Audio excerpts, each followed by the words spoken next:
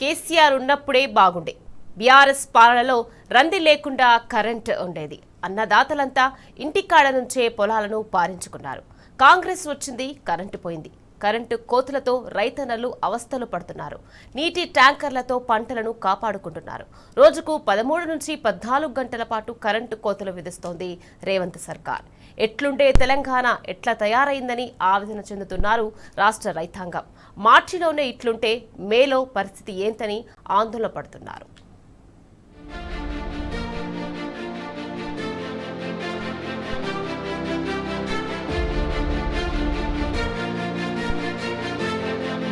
తెలంగాణ రాష్ట్రం ఏర్పడితే అంధకారమవుతుందని సమైక్య పాలకులు ఎగతాళి చేశారు. కానీ తెలంగాణను సాధించిన ఉద్యమ నేత కేసీఆర్ తొలి ముఖ్యమంత్రిగా 9.5 పాలనలో రెప్పపాటు కోతలు లేని కరెంటుతో రాష్ట్రాన్ని వెలుగుల దివ్యగా మార్చారు. మిషన్ కాకతీయ లాంటి పథకాలతో చెరువుల పునరుద్ధరణ చేస్తూ సాగునీటి ప్రాజెక్టులతో భూగర్భ జలాల్ని పెంచారు.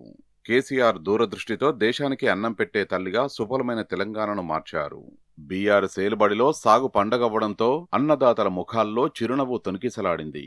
కేసీఆర్ పాలనలో రైతన్నలు వలసలు వెళ్లడం, ఆత్మహత్యలు అనే మాటలే వినిపించలేదు.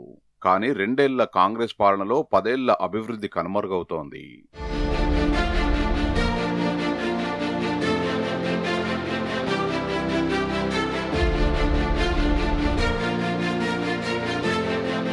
కేసీఆర్ పాలనలో నిప్పులు కురిసే మే నెలలో కూడా పవర్ కట్స్ సున్నా.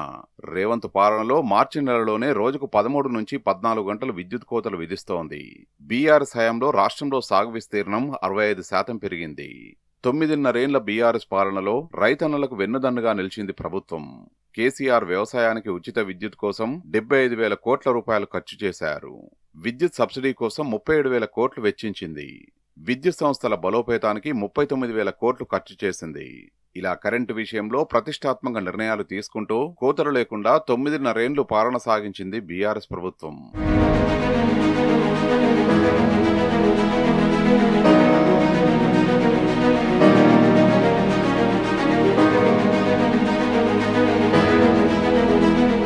కేసీఆర్ 9.5 ఏళ్ల పాలనలో వ్యవసాయానికి 24 గంటల ఉచిత విద్యుత్ అందించడంతో రాష్ట్రంలో సాగురంగం గణనీయమైన పురోగతి సాధించింది. కానీ ఇప్పుడు అందుకు విరుద్ధంగా రేవంత్ ప్రభుత్వ పాలన సాగుతోంది. విద్యుత్ కోతలు రైతన్నులకు అవస్థలు తెచ్చిపెడుతోంది. డిమాండ్కి సరిపడా విద్యుత్ సరఫరాను చేయకపోవడం సర్కారు వైఫల్యంగానే చెప్పవచ్చు. కరెంటు కోతలు నిలిపేయాలంటూ మార్చిలోనే రాష్ట్ర వ్యాప్తంగా పలువురు రైతులు సబ్స్టేషన్ల ఎదుట నిరసనలు తెలపడం రాష్ట్రంలో కరెంటు కష్టాలకు అద్దం పడుతోంది.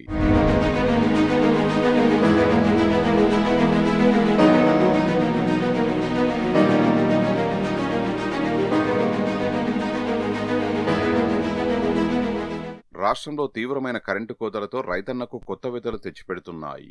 ఆరుగాలం శ్రమించిన అన్నదాతలకు కష్టకాలాన్ని మిగులుస్తున్నాయి. ఇప్పటికే పంటలు ఎండాయి.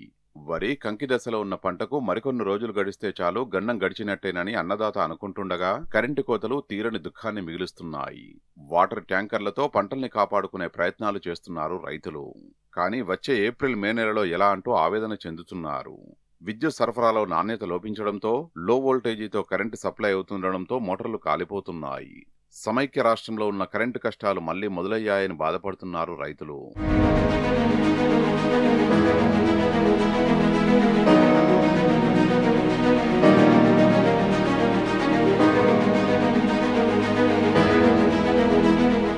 సమైక్య రాష్ట్ర చివరి ముఖ్యమంత్రి నాడు తెలంగాణ రాష్ట్రంలో చెప్పిన కరెంటు కష్టాల్ని నేడు కాంగ్రెస్ ప్రభుత్వం కళ్లకు కట్టినట్లు చూపిస్తోంది.